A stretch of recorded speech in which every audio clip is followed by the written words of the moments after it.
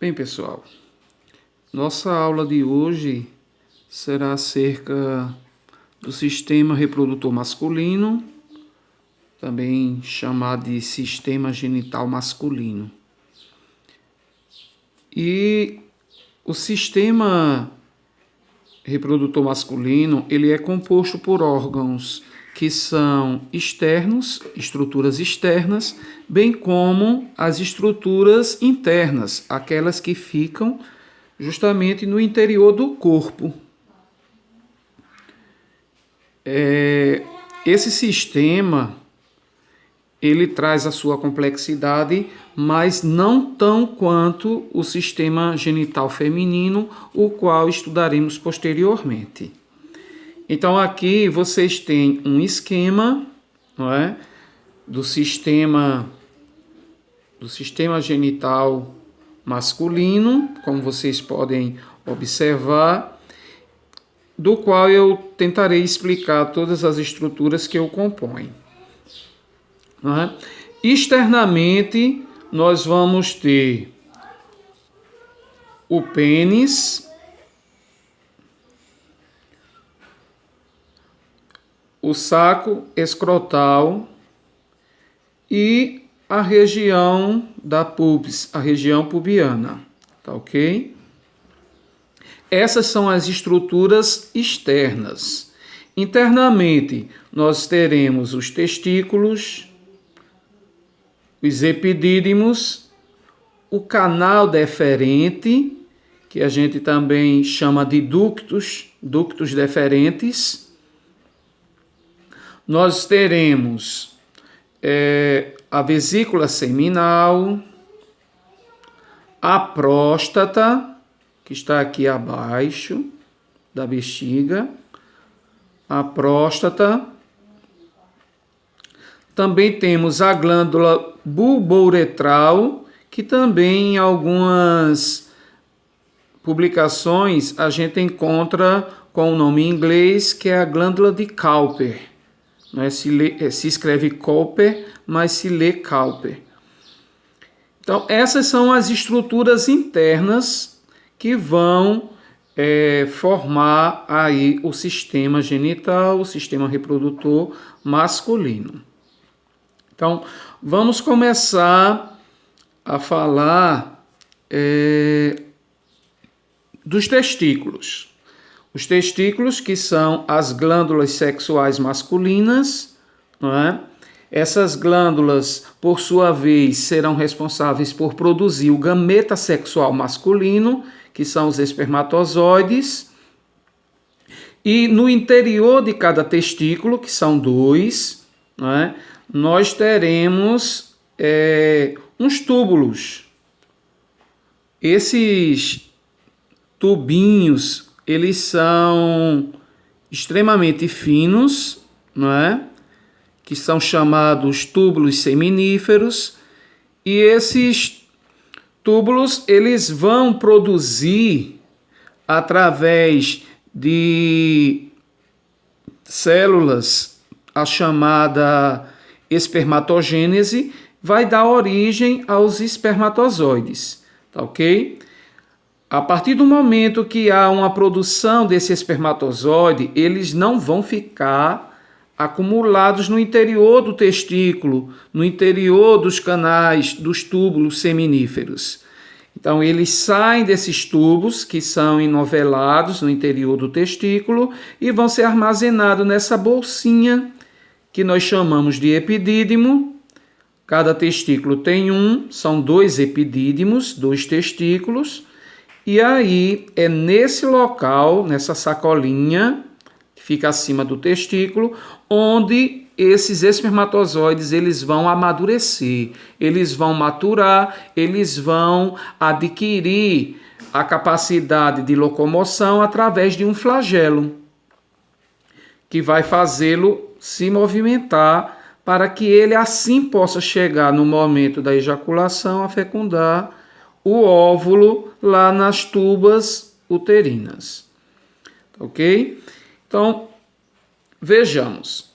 O epidídimo vai armazenar. O espermatozoide já foi produzido aqui no testículo, foi transportado para o epidídimo para que ele maturasse. Logicamente que no ato sexual, quando o homem é estimulado sexualmente, e no ápice do prazer, esses espermatozoides serão expulsos. E por onde é que eles irão seguir?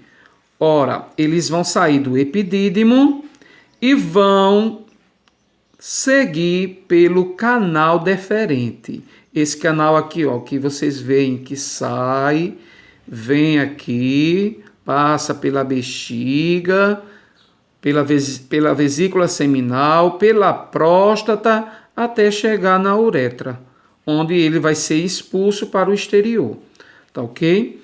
Então, esses espermatozoides saem do epidídimo, passam pelo canal deferente. O canal deferente, o ducto deferente também são dois, cada testículo terá o seu. E esse canal ele serve de passagem apenas para os espermatozoides. É justamente nessa estrutura que o homem, quando não quer ter mais filhos, ele passa por uma cirurgia, a chamada vasectomia, não é? Não, como a mulher também ela faz um procedimento para não engravidar, o homem também pode fazer tranquilamente, sendo que é uma cirurgia bem mais simples, onde vai ter uma abertura aqui no saco escrotal, o médico vai, corta esse canal deferente, então dá-se um nozinho aqui na outra estrutura, fazendo com que os espermatozoides eles não passem mais até chegar à uretra. Então, os espermatozoides não serão mais expulsos, eles vão ficar presos. Ô professor, e aí, o que é que acontece? Vai comprometer alguma coisa? Não. Não compromete nada na saúde do homem e também o homem não deixa de ejacular. Lembrando que existem outros líquidos que são produzidos que vai compor o chamado esperma, que é um conjunto de líquidos. Logicamente que os espermatozoides estavam ali no esperma, mas uma vez que o homem vasectomizou, ele não terá mais a presença de espermatozoides nesse conjunto de líquido que a gente chama de esperma, tá? Então vejamos, feito a vasectomia, a gente aí vai ter a esterilidade masculina. O homem, ele não mais poderá engravidar uma mulher, tá? Então, vejam só, isso aí a gente entende claramente que o espermatozoide, ele vai chegar a passar por todo o canal deferente. Neste ponto aqui do canal deferente, ele vai encontrar essa vesícula, a chamada vesícula seminal. A vesícula seminal, ela produz um líquido, o líquido seminal, tá? Esse líquido, ele vai ter uma cor esbranquiçada. Então, os espermatozoides aqui se juntam ao líquido seminal e continua o seu percurso. Mais abaixo, a gente tem aqui atrás essa glândulazinha aqui, que é a próstata, tá? A próstata masculina. Vocês podem observar que essa parte aqui vermelhinha, menor do que a bexiga, que é o que está aqui em cima, que não faz parte do sistema genital masculino, mas sim do sistema urinário. Aí, a próstata também vai produzir um líquido, o líquido prostático.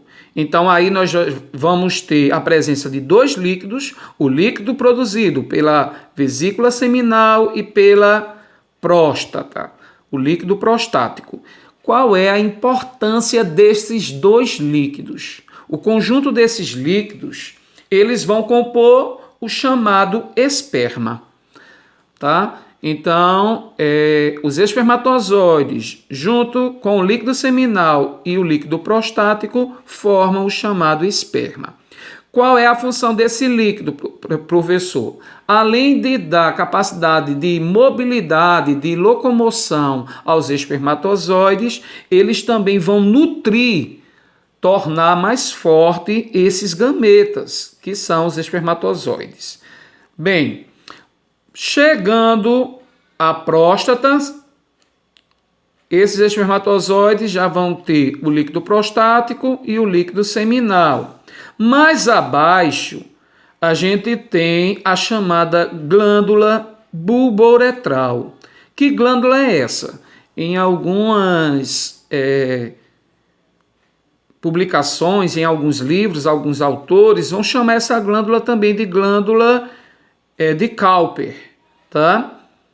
Então, aqui no português, né, a gente chama de bulbouretral. Cowper foi o cientista lá homenageado, mas a glândula de Cowper ou bulbouretral é a mesma coisa. E qual é a função dessa glândulazinha muito pequenininha que a gente está vendo aqui, ó?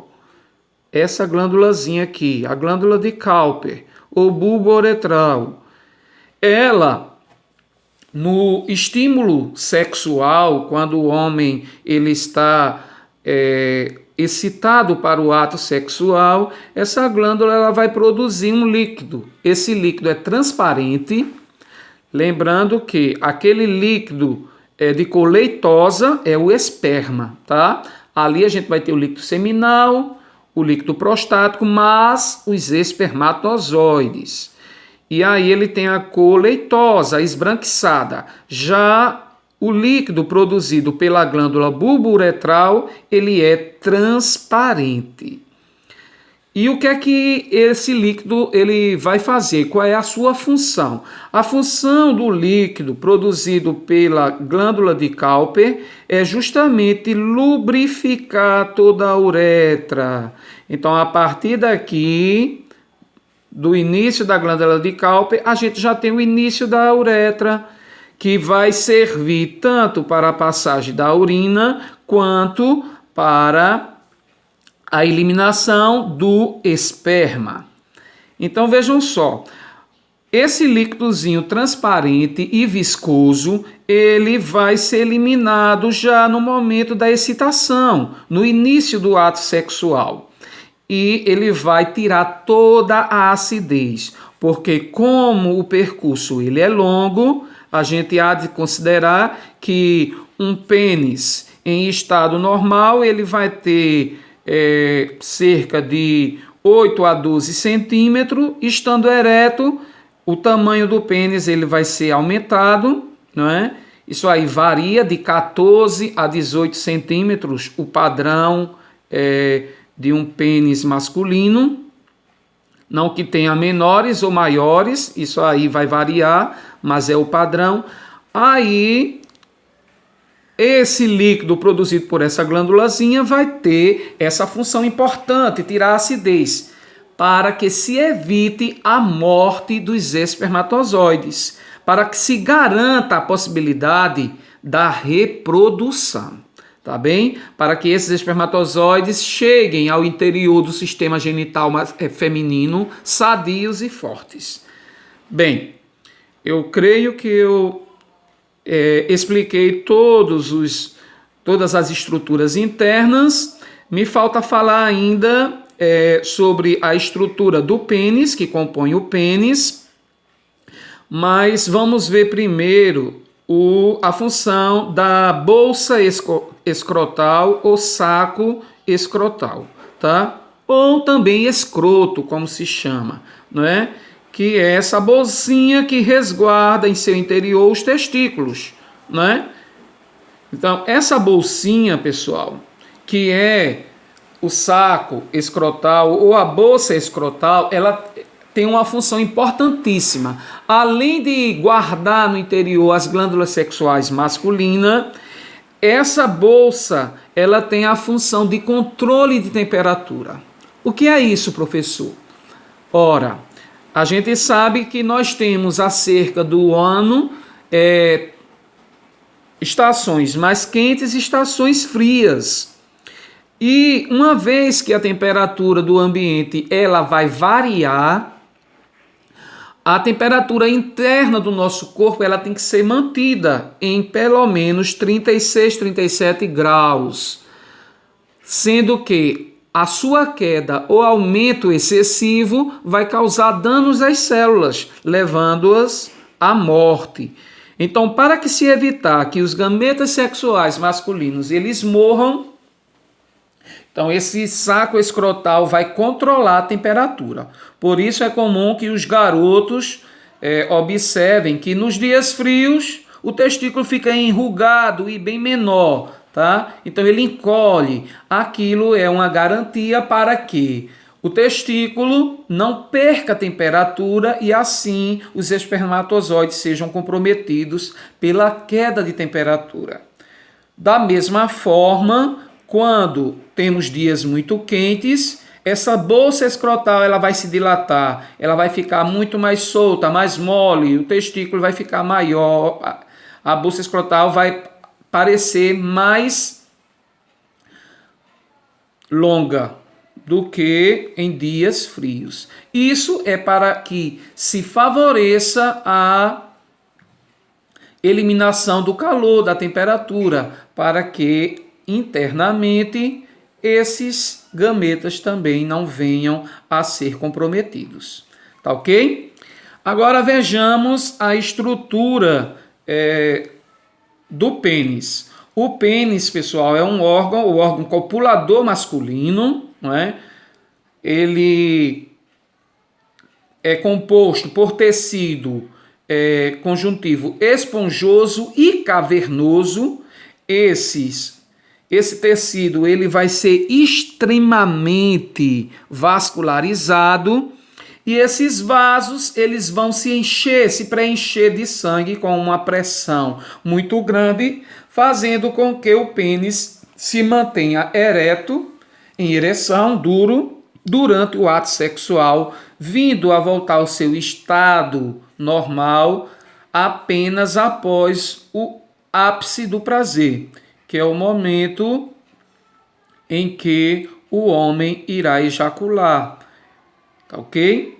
Então, o tecido que compõe o pênis é tecido cavernoso e esponjoso, extremamente vascularizado. A gente tem lá no nosso cérebro, no centro, uma glândulazinha chamada hipófise, ela vai mandar substâncias e informações através de um hormônio que vai estimular e fazer com que todo o sangue da região abdominal inferior mande sangue para esses tecidos e os vasos vão se preencher e favorecer que ocorra a ereção.